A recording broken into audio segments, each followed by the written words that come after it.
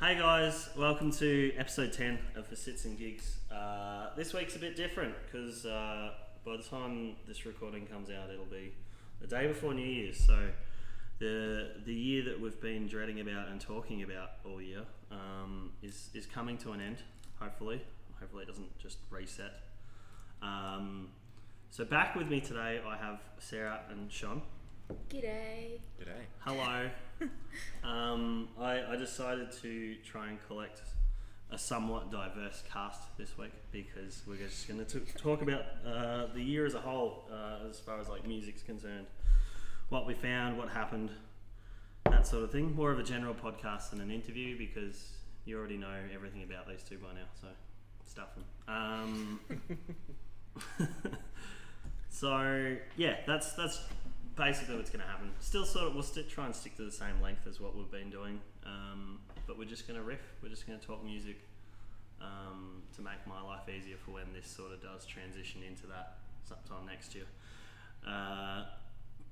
So I thought we'd start off with the miserable stuff since the year is coming to a close, and just talk about some of the big names that passed this year as far as music's concerned. In saying that, this year's been pretty light compared to some other years. Not so much music, but like celebrity-wise, I don't think there was as many big names this year. I think 2015 was the worst, probably. Yeah. That was a big one. Is that George Michael? David Bowie. Who? Hot takes? No. So, couple of the names, and feel free to yell out if something really did sort of hit close to home. A lot of older names, actually, that I looked into it now. So, Little Richard, Kenny Rogers, Bill Withers, which I did used to listen to a lot of Bill Withers music when, like, growing up with mum and dad. Little Richard, Neil Peart from Rush, and I think the biggest one for me and a lot of other people was Eddie Van Halen. But any effect from any of that on either of you? Yeah, Bill Withers was a pretty big one Yeah. for me. Such like an iconic name in soul music. A bit of a shock. Yeah, I suppose like that was one of the ones where it was like, okay, he was quite old. Yeah. Compared to like some of the other years where it's been like younger people. This year was pretty okay. I guess you don't realise how influential people are until you sort of do like look back at their life and like review all their albums and you're like, damn. Yeah.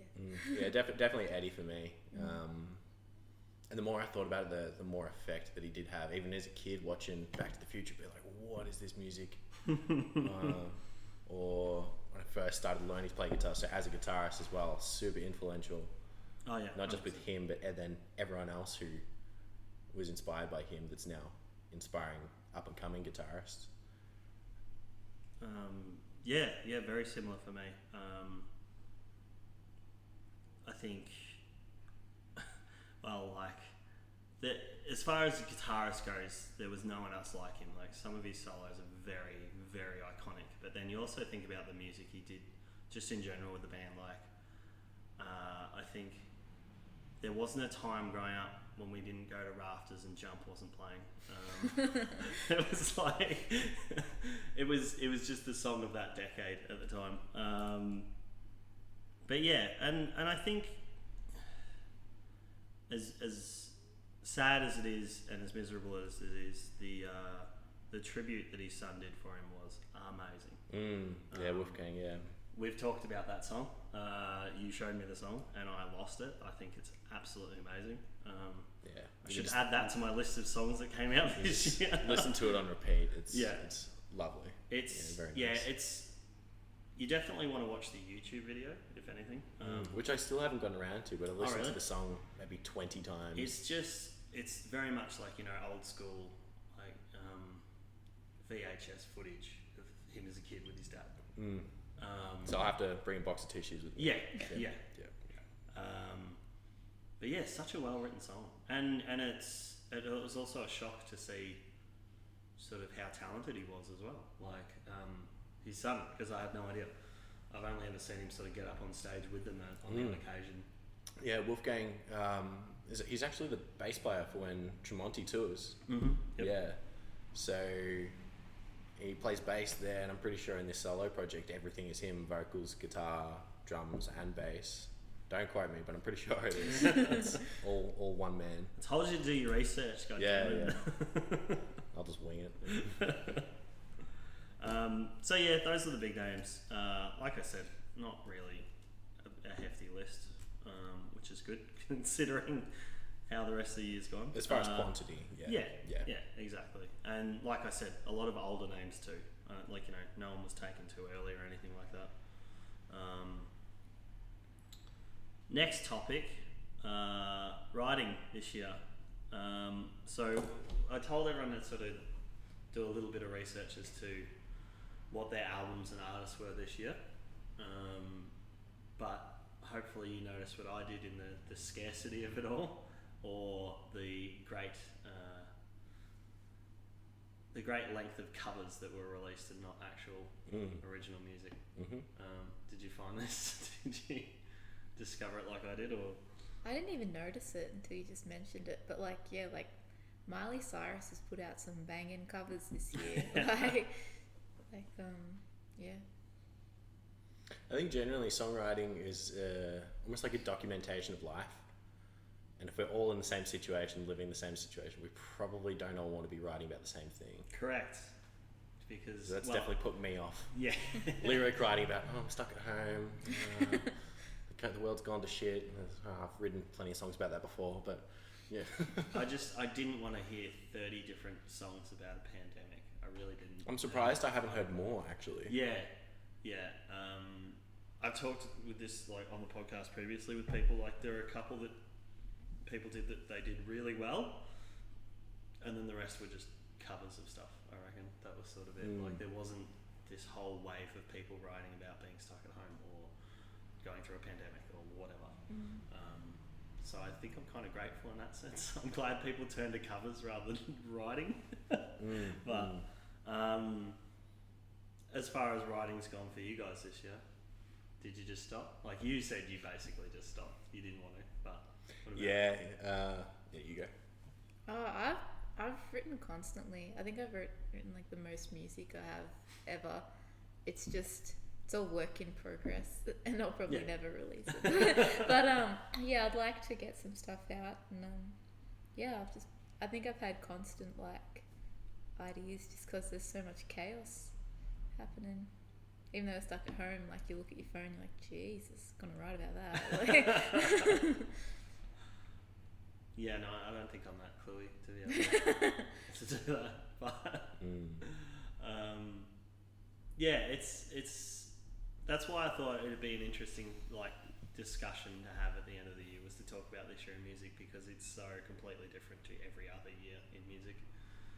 And I don't know if this will be a forward-going thing where I do it at the end of every year, but I just felt this year had to be done. Yeah. Well, it's made me reflect recently. The way to make money in music these days is to perform and do live shows rather than selling albums. As it's gone the other way as of 30 years ago, whenever CDs or the internet has now killed albums. Pretty much, yep. But my strength is performing live, and I'm learning that I don't necessarily like the studio as much as it is a nice special thing. But I wanted to perform, but I didn't have a singer, so I became a singer myself.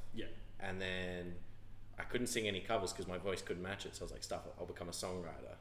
And now, because there's no stage to perform on, or at least live, or for the majority of this year, I've just stopped doing a lot of those things. Just play for my own enjoyment at home. And that is a very heavily sort of debated topic with people, because you are right, touring is 100% the income earner these days. Something I learned even going back 5 years. My point with that was it probably plays to my strength these days than it would have 30 years ago. And I'm only realising that now, being like, okay, I probably stand a better chance now than I would have previously. But but yeah, in saying that, like talking with Rob a couple of weeks ago, he's the polar opposite. If he could spend all his time in the studio, he would, you know.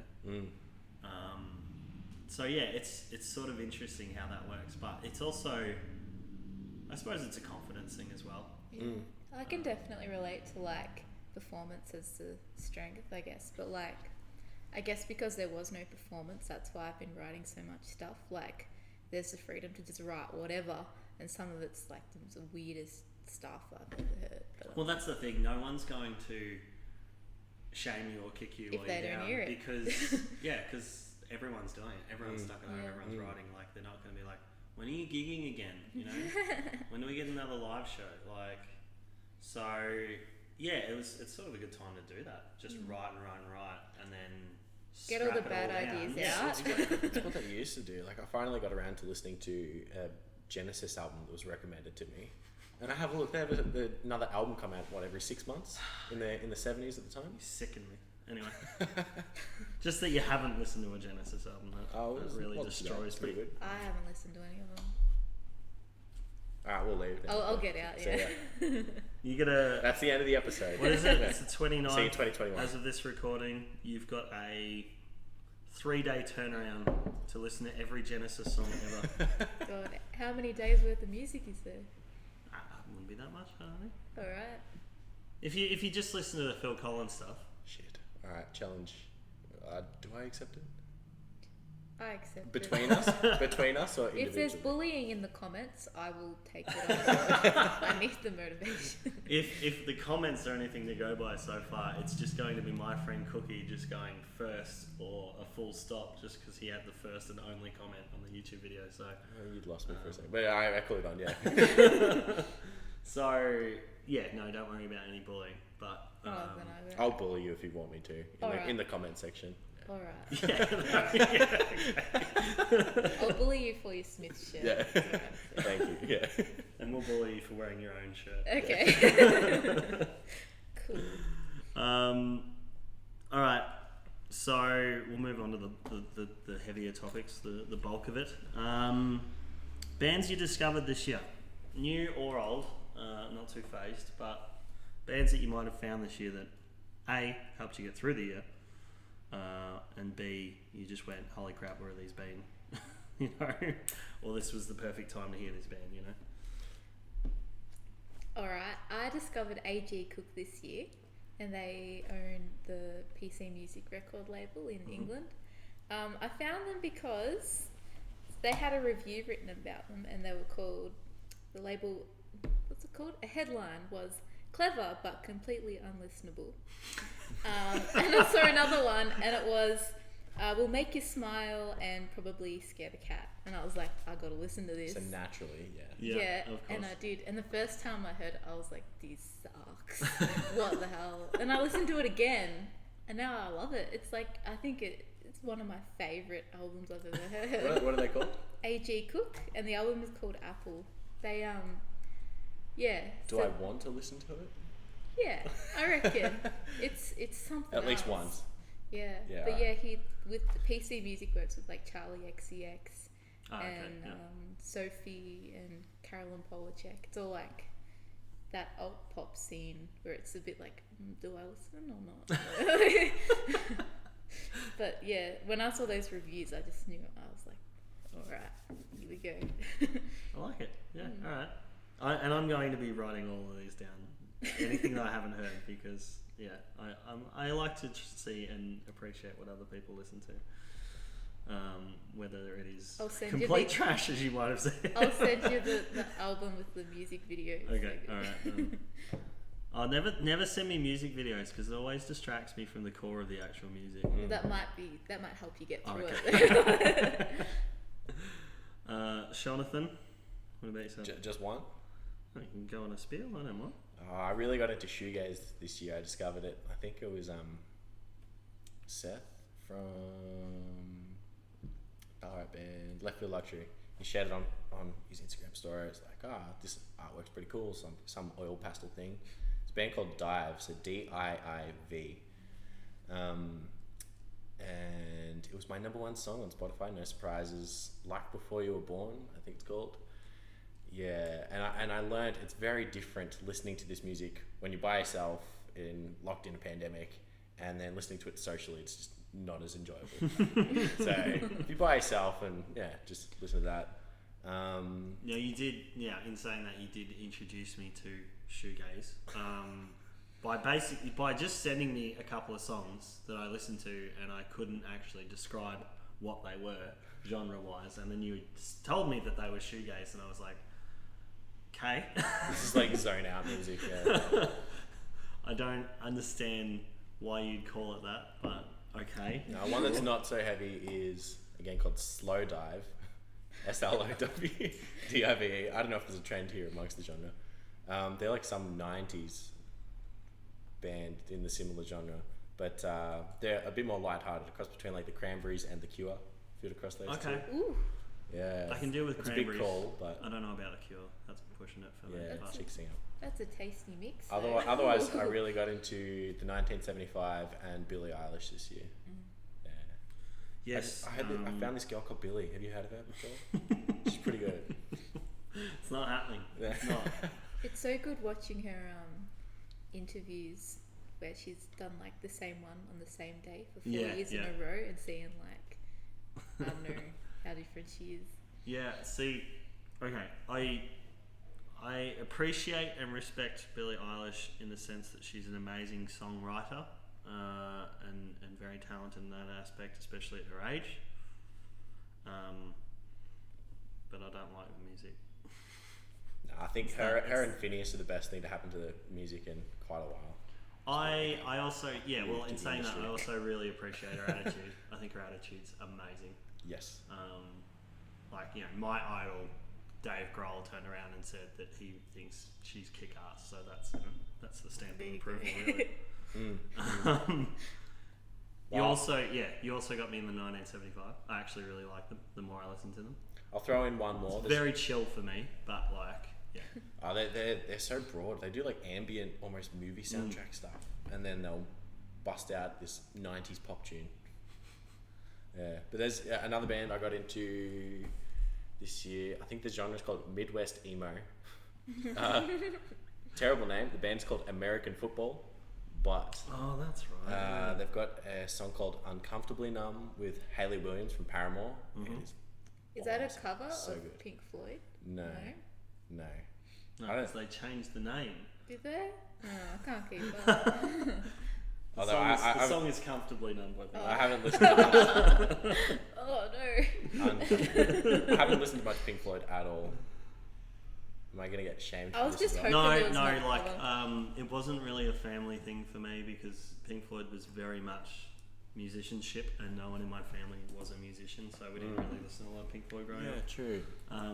I heard a lot about it on Christmas Day from my brother-in-law's side of the family, because apparently they're obsessed. So they could name, you'd put on a song and they'd tell you the it's like a hand-me-down band. Cover, like it's not something you inherit as like a listening taste. It's as far as from your peers, it's something handed down to you from. I think I listened to it because I had a crush on a dude in high school who liked it, and I was like, I listened to Pink Floyd. I think the first thing that got me into Pink Floyd was actually just seeing one of their live shows, like on DVD, and it was like this massive light show that looked phenomenal. Like there was nothing else like it at the time. I'm pretty sure if you made a good meme about it, I would get into it. Is that roundabout by yes? Yeah. Oh no, no. That is a good song. Actually, the only reason I know about that song is Guitar Hero. It's not even Guitar Hero. Yeah, I'm pretty sure it was on Guitar Hero. Actually, I always skipped War Pigs on Guitar Hero because it went for so long. I was like, oh, this is so slow. This is terrible. And then NXT used it that's WWE wrestling. Yeah. As one of their like hype videos last month or the month before for like their pay-per-view, and it was totally cool. Dude, War Pigs, I'm gonna learn how to play it now. It's fucking sick. Yes, War Pigs is good. It's Black Sabbath. I mean, kicking me in the groin right now. Any others you want to add, Sarah, before I go into my little list? Just, I didn't discover these artists this year, but Christine and the Queens put out a EP album thing called La Vida Nuova, I think. And the music video is like one movie, and it goes for 15 minutes, and it's just the best thing ever. Okay, So, cool. Get on it. That's something I used to appreciate about the first record by Birds Tokyo. Their first 3-4 singles were all a story, and it was like they'd release part of the film clip, which would roll into the next film clip for the next single, and it was really cool. It was also when they were I guess it was not cool so much radio pop. Yeah, and like video hits was a thing, and people were watching Rage still. So. Yeah, one of my friends, James, actually just bought me a Rage hoodie for Christmas. So when the weather's not warm again, I'll be wearing it all the goddamn Wow, that's time. so 90s of you. Yes, I am 30 next year, everyone. Okay. I'll throw out another one here. Did you hear it was a cover that was released, Patience by Chris Cornell? Yes, I certainly did. That was beautiful as It well. was amazing. It was amazing. And Have you heard it? as of When You have to. he didn't do the cover recently, No, it would have been recorded a few years ago, and then and it only just got released released, publicly. like Michael Jackson. Yeah. That's really cool. Yeah, I love that stuff. his cover of Billie Jean I wasn't a fan of. Because Yeah, it's I a remember groovy that. song and it doesn't translate as well. But this was something else. Well, yeah. So I think a week or two ago, the rest of the unreleased stuff came out. It's all on Spotify now. Ah, really? So there's a whole heap of covers and stuff. Yeah. Yeah. Okay. So go through, have a look. I still think Patience is the best one, like by a mile. Right. As far as my year went and finding artists, I've talked to tons of people about Small Town Titans, which had no idea who they were. Give me some background. What are they like? Well, so yeah, it was a sponsored ad on Facebook that kept popping up, and I was like, "Leave me alone! I'm not going to buy into this bullshit." Yeah, And that is the mindset. And I isn't wouldn't click onto it, and then it kept popping up, and I'm like, "Well, in this day and age, they generally have you nailed down to a T." So I clicked on it, and it's probably 100% up my alley as far as music's concerned. Like it's hard rock, 3-piece. They just released their record, so I just dived straight into the record and listened to it from start to finish, and it was all good. Couldn't even pick out a single like crap song really that I'd skip, which is very rare for me. There's not many albums that exist that I will listen to from start to finish and enjoy. Yeah, there's only like a small list of perfect albums, and I'm saying like not even one shit song. Like there's some that come close. Yeah. That's a quick for another day. Yeah. Yeah, why go down that? That's a rabbit hole. And in itself. then yeah, so the album came out and I was obsessed. It was great. It had a sort of diverse range as far as rock goes. What were they called again? Small Town Titans. Small Town Titans. Are they Australian or No, American. And then shortly thereafter, they had a cover of The Grinch, which just worked perfectly because that's what I'm known as during Christmas time, because Christmas can kiss my ass. What's your go-to Christmas song? I don't have one because if Actually, I had to pick one, it'd be I think it's just called Xmas by Corey Taylor. I normally hate All I Want for Christmas because it just gets blasted or whatever. But then I heard the bubble version of it, Michael Bublé, and from the first bar or two, just the chords on the piano, I was like, "Oh, you've stolen my heart, Michael." How can you Michael. not appreciate Rubens? Like he could sweep me off my feet any day. I think. Listen to that song, beautiful. Give it another 12 months. We got Christmas next year. Yeah. Mine's probably Tyler, the Creator's version of The Grinch, just because it goes hard. Okay, all right. Goes Yeah, hard. I'd be willing to listen to that. I'm not. I've never it's listened not, to his music. I was gonna say it's not like my area of expertise, but I have heard a few things by him that I did like. So I've heard a few things about him, and that he's just an interesting unit. I heard a few things about Morrissey. Oh yeah. He's like this loving 20-something. Oh god. Yeah. Let's not talk about Morrissey ever. Johnny Marr's a legend though. Johnny Marr's Bay. What else? Before I get into my albums, because I'll talk about a lot of my albums actually. Thanks to Rob, a bloke called John Lewis. Thank you, Robbie B. Thanks, Rob. Thanks. John Lewis was something that he found, I'm pretty sure through the exact same method. Like, it was a sponsored post for him on Facebook or something like that. And he's like also made a release this year, but super talented vocalist. Like, just came out of nowhere. Probably around our age group, somewhat. You mean our? Mid 20s. Mid 20s. Yeah. Oh yeah, I'm there now. Yeah, I'm not. You youngin. Like I said, diverse cast. All right. Super talented bloke, super talented writer. I hate the word talent. He's good. Hard working. Good. Practice. Yes. They spent many. They weren't born. They weren't born good at guitar. Yeah. They've worked hard at it. Well refined. Those are probably the main two, I'd say, that I discovered this year that I really got into. Both newer, which is good. I didn't really... Everything that I was listening to that's older, I've been listening to for the last 8 years. So, I mean, like, just looking at my Spotify 2020 is very sad because a lot of it's just... Not 2020. Nope. Not at all. Now, in saying that, we'll move on to our albums. We can talk about our albums. I don't have an album, but you guys have releases. What were your top ones of the year? Top releases? Mm-hmm. So my band released some demos on, what's that orange website? SoundCloud, that's the one. Yes. The orange one. And speaking of avoiding lyrical content about COVID, we do have one song. It actually goes off. I can get around it because it's not, oh, COVID is terrible. No, it's just, it could be applied to multiple things. A couple songs on there. There's a heavy one and then a lighter one. My band's called Loving Alara, Lovingelara. I didn't say you could plug anything on here. No.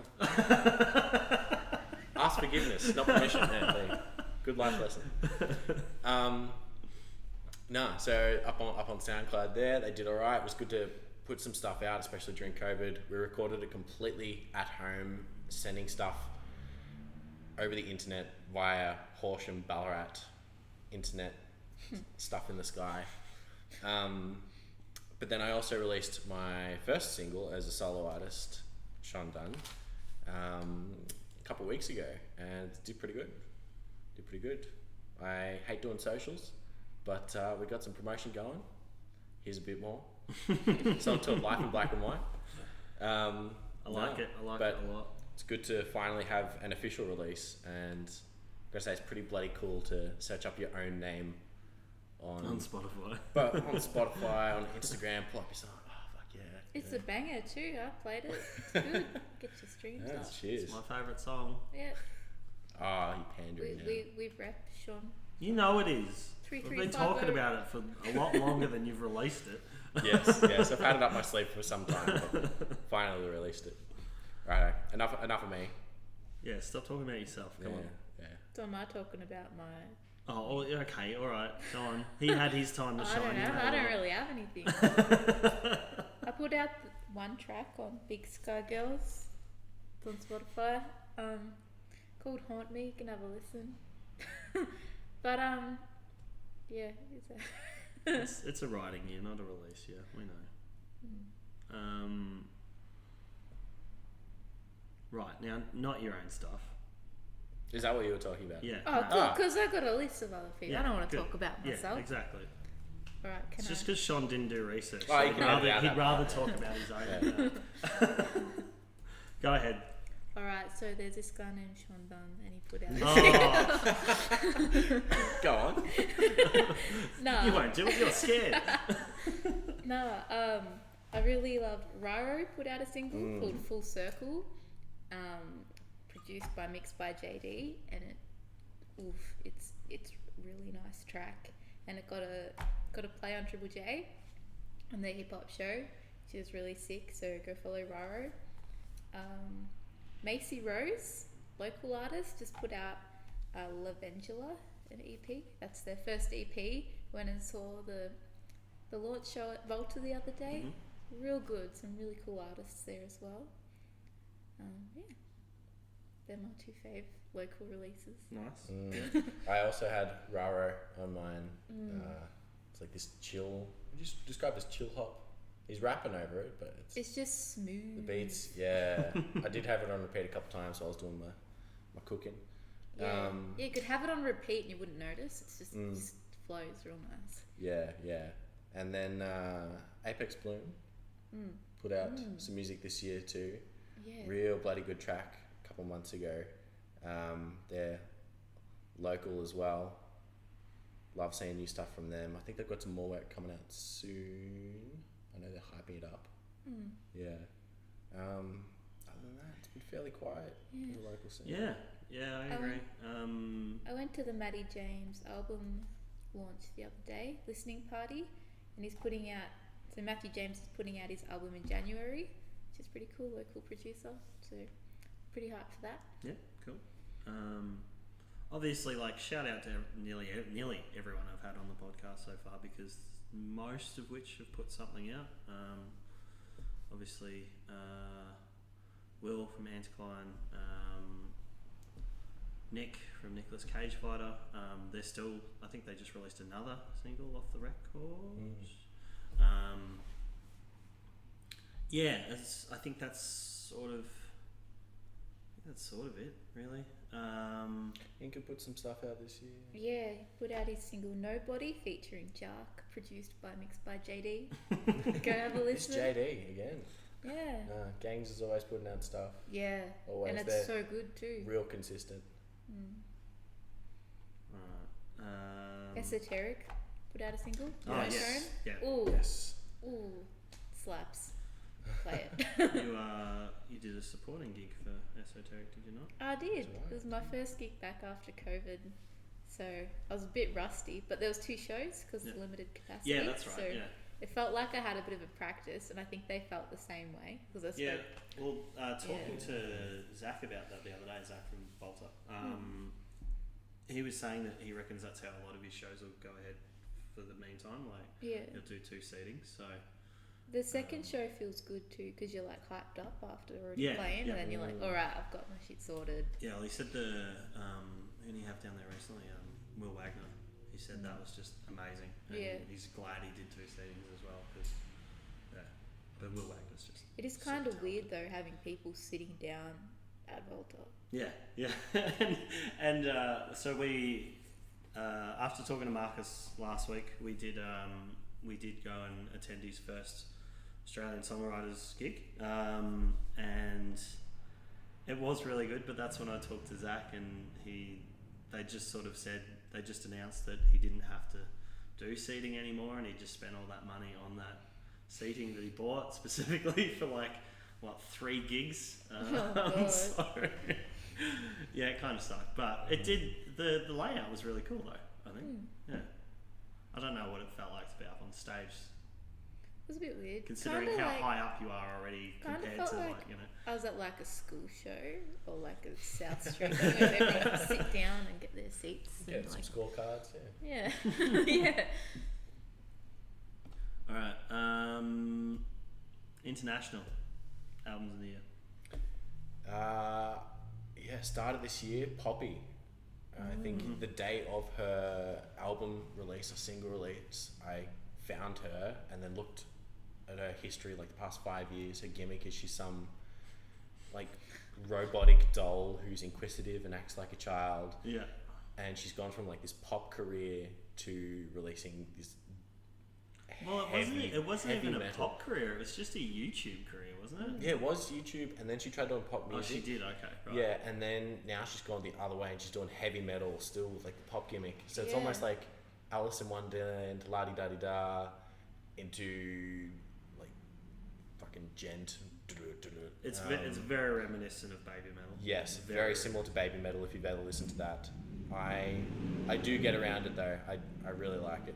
I remember seeing her name on like Download Festival poster, and I was like, what? And I had to have a listen. I was like, all right, here we go. That's why. But it was similar, like what's what's the other festival we've got now around that time of year? Good Things. So Baby Metal was at Good Things, and it was weird because it was all these like heavy metal and punk acts, and then you had these three like little Asian girls in like dresses doing choreography, singing very high to this massive like heavy metal band. I've never seen it live. And I've never seen so many like big bearded blokes sitting there going, "This is pretty cool." This is pretty cool. You know? Like, I don't know how it translates live. Like it's definitely real good studio being able to capture it, but then being able to do a dance routine whilst singing. Because the choreography is quite good, so it makes for the entertainment. Obviously, the hard part is the fact it's entirely 99% in Japanese. So, but everyone was interested to see what it would be like. So everyone went to watch their set and just sort of stood there, arms folded, tapping the feet, and going, "Yeah, okay, yeah, all right." And then some people were just going absolutely ballistic for it. You know? But yes, very similar aspect because I listened to maybe 3 or 4 of Poppy's songs, and very similar in that sense. But yes, also very out there with her as well. Another release, I think it was the start of the year, Geelong band named 4 Miles, Formiles. They released a song, I can't remember what it's called, but they're like a metal core band. I'm pretty sure you listened to them. It's the one that Brad was working with. They'd be... Yes. But I really dig their stuff. For me, it's thinking music. I swear my brain thinks in 6/8 or all of these weird time signatures. It's it just hits the spot for me. I love it. Christ. They're called 4 Miles. One word. Formiles. So they had a single come out at the start of this year. Loved it. What else? Billie Eilish just dropped some stuff. It's progressive. It's progressive. Yeah, progressive. Yes, it's very like Tool Carnival sort of feel. Yes. Very cool. I dig it. Yeah, no, I'd have to go back and visit it again because it's been a while, but I think my favourite of theirs is called 1984. I could be wrong, but I'm pretty sure that's it. Rings a bell, yeah. Billie Eilish had some good drops this year. I like My Future. My Future's probably my favourite Billie song. Came out in August, something like that. Anything else, Sarah, before I get into my list? Yeah. Dorian Electra put out an album called My Agenda, and like they're usually creating like pop music, hyper pop, but this year they really like jumped in, and it's like a dubstep punk pop. It's really overwhelming the first time, but it's so good. And Conan Gray put out an album called Kid Crow. It's a pop thing. But also, I think I've been obsessed with TikTok this year. I don't know if either of you have, but some of those songs that go viral on TikTok are just so good. I have no idea what you're talking about. I use TikTok as video editing software for my other socials. Oh well, it's got some pretty good video editing stuff on there. I avidly avoid clicking on somebody's shared TikTok on Facebook. Yes. It's hard to avoid if it's on someone's story on Instagram, but once you see, you can just. Wow, you're so different. You're so edgy. I'm old. I'm just old. I want to downgrade. I don't understand. I swear I'm going to downgrade to a flip phone. What was the app? We did like 7-second videos. Vine. I appreciated Vine. I liked Vine. I can't get into TikTok. I just see like so much cringe. That's the best hate part. I feel so stuff. good about myself when I see people cringier than me. No, I've always had that like. I get super embarrassed when people getting embarrassed. Like I hate it. Have you seen Rudy Ayub on YouTube? No. He's this guitarist, but he takes the piss out of like, how to be a TikTok guitarist in 30 seconds. Oh, maybe I have. Steps. Yeah, maybe he's like, make sure you're always happy for some reason. Like you've got a new pair of shoes. He's like.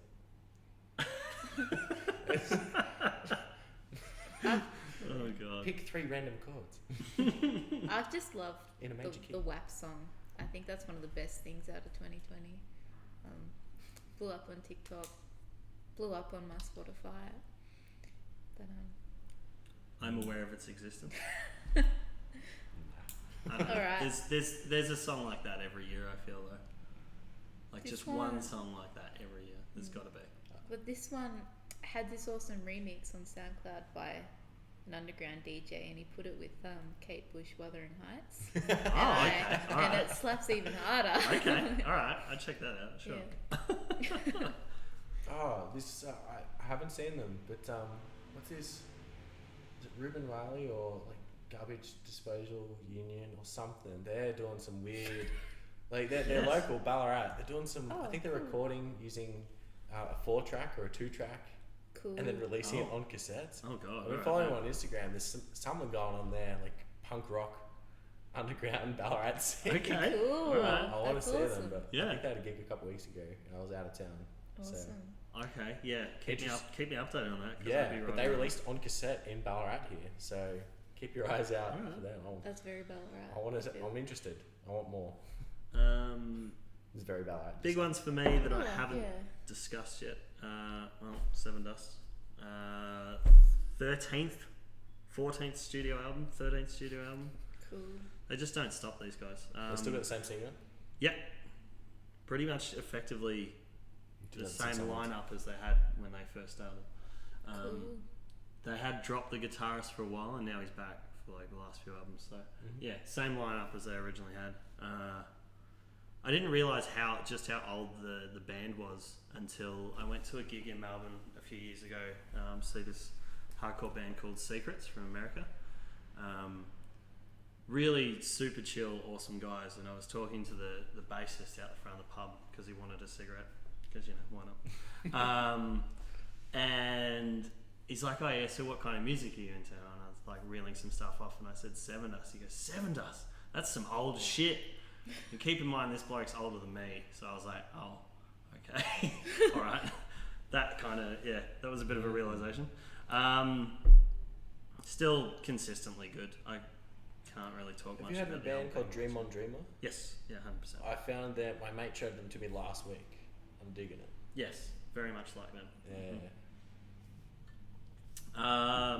Bring Me the Horizon's new album. I really did not get into their last one. A lot of people did. I did not. I barely listened to it actually, but this was a bit of a comeback. You want to talk about songs that were written about the pandemic? Parasite Eve, 100% knocked it out. That was fantastic. They also do a song with Baby Metal. There you go. So Lady Gaga had an album come out earlier this year. And Lady Gaga was my second concert ever after Kiss. Oh. Very, very good. This new album, not too bad. There's some good bangers on there, but then the rest of it's sort of just average. She's got the 90s dance sound for this album. But, Okay, Nice. Yeah. Did not expect that from you whatsoever. No. Dude, it was such a good concert. I've discovered that I've slowly started to go into this trend. I don't even know what... I'm going to have to look up the genre. But the best way I can describe it is like popcore. Ooh. Something like that. I don't know. It's almost like bands that were hardcore that brought it back a bit. And they've got like a very... Not so much pop feel, more like R&B vibe to it, electronic, you know? What sort of bands? So like jazz. So metal. one of the ones I've So got prog- into recently prog is metal. Point North, who had an album release this year. I'm going to see if they've actually got what they're called on here. It's not instrumental rock. Pop punk. Okay, yeah. Pop I punk. suppose it's pop punk. It's just modern pop punk. But stuff whatever. like There you go. Point North. Even like Asking Alexander's new stuff. Now that sort of lead singers come back, they've got a lot more electronic stuff throughout their music. And I don't know if that's like Bring Me the Horizon's influence or what, but anyway. Love a good synth. And then I suppose the other big one, Trivium's album came out at the start of the year. 4 Years Strong came out at the start of the year. So there's the metal and there's the punk. Seether released an album this year, still kicking. Still good. I haven't heard that Still name good. in a while. They had that one song with Amy Lee from Evanescence. Oh, shut up. The last two Bloody albums good have actually been rippers. Clint Lowry, the guitarist from Seven Dust, released his own solo album, which was fantastic. He's actually a really good vocalist. But the last sort of big one, and this is one of the artists I've got into recently, Grandson. I don't know if you've heard of him. No, tell us more. Okay. It's like rap rock, I suppose. Back rock. Rap rock. Rap rock. Yeah. Cool. You're not talking about it's like new metal's back. New metal. New metal's back. No, Incubus. not that Linkin kind of. Park. No, not that kind Dude, I love them. of. Very like heavy electronic rock beats though. Is Yeah. it like heavy ska? No, there's no horns or anything. And there's no like dancing in checkered shorts or anything like that. I'm just trying to wrap my head around rap. Who else do I relate into? There's one other artist that I got into about the same time. Bad Flower. Yeah. No, Now I'm just thinking of that band who sings Youth of the Nation. What are they called? POD. Thank you. Yes. Trust me, I'll not answer that question either. I actually saw them live once. Probably the only Christian band I've ever seen. Decent blokes. Yeah. Yeah, they stopped a mosh because someone got knocked down, and yeah, I don't know. Good on you, POD. Good on them. I think they're still making music West too. Coast. That sort of sums up my albums of the year. Did you have any releases this year? No. All my releases will come out next year. Cool. Spoilers. No, Spoilers. I set myself a timeline to have 2 originals finished, ready to perform by mid to late Feb. So How'd you go? I said mid to late Feb. It's not even the end of December yet, okay? I think before my first gig, I had like 2 weeks leading up to where I had no songs. I had one ready to go a week beforehand, and then I wrote 3 songs a couple days before the gig. Been there. Yeah. That's This is when you have impressively stupid. It doesn't No. feel good on the stage either. You're like, oh No.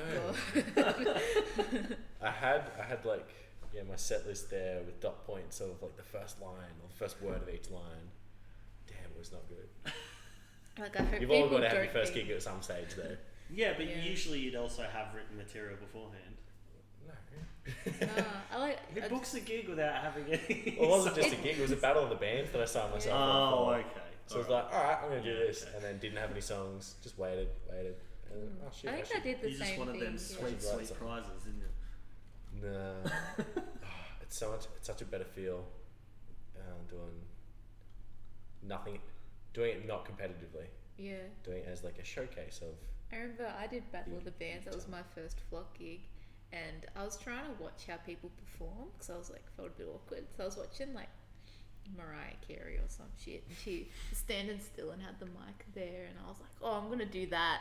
And I watched the video back of me trying to do it, and it's just me standing there on stage. Looking weird with the microphone stand there, and it just looked like a weird karaoke. Yeah. And You live if, and learn. in my earlier gigs when I wasn't singing, I would try and because I saw Miles Kennedy use his mic stand as a guitar slide, so I thought I'd try and do the same. Yeah.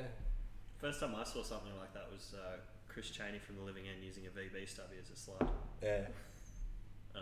Unopened and opening it while he did it, so the beer was going fucking everywhere. Now that's a rock star. Except it's VB, that's gross. Right, that's pretty much our podcast. Maybe they ain't bad. Thank you guys for coming on. It's been fun. It's been entertaining and a learning experience for me. Seeing what the kids are up to these days. This will be this is the end of the year for us, so Merry Christmas, Happy New Year. Rather than working on podcast episodes for a couple of weeks, I'm just going to start releasing mine and Naz's covers onto the YouTube channel. Awesome. So it gives me and him time to do some writing and actually work on some original stuff. So I will start the podcast up again. We will continue with an episode 11 at some point, but I'm not rushing it. Everybody needs a break. I need a break. Yeah, so that's basically what's happening going forward.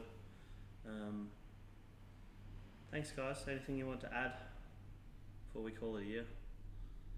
Quick shout out to George Michael, because his voice is just like amazing. Was amazing. Just that man needs more appreciation. Little known band called Wham. Yeah. You know. Dude, make it big. Oh, so good. Shout out to Shon Dunn's new single, Life in Black and White. No, don't give it the time of day. Thanks, guys. I'll see you next year.